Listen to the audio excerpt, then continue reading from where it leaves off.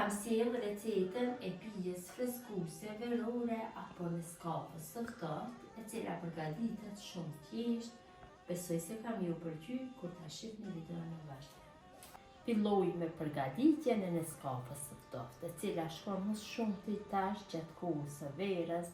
Taman një pije freskuse e cila ju jep energji, e sidomos gjatë vikendeve kur mblidhet familja.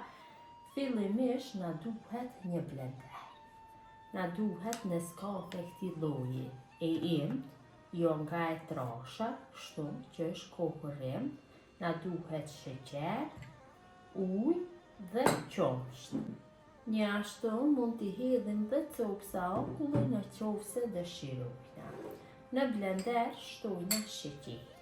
Për sa persona përgatitni, aq lugë të mesme sheqer shtoni. Unë do shtoj 2 lugë të mesme me sheqer. Njashtu do shtojmë 2 lugë të mesme me Neskafe të errët, sepse jam duke përgatitur për 2 persona. Dhe shtojna në fund ujin. Për secilën gotë na nevojiten 2 lugë gjelle me ujë. Unë do i shtoj 4 lugë gjelle. Dhe masën e përzij mirë me blender derisa të formohet një shkumë e trash.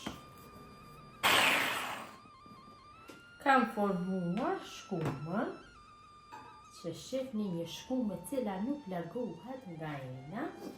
Tash marrim gotat.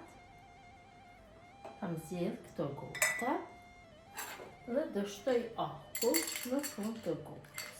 Mund të shtoni akull sipas dëshirës, copsa akullit.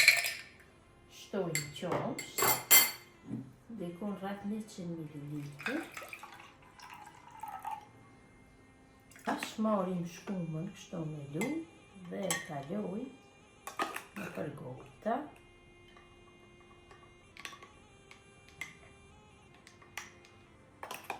Vërtet ka dalë shumë e mirë.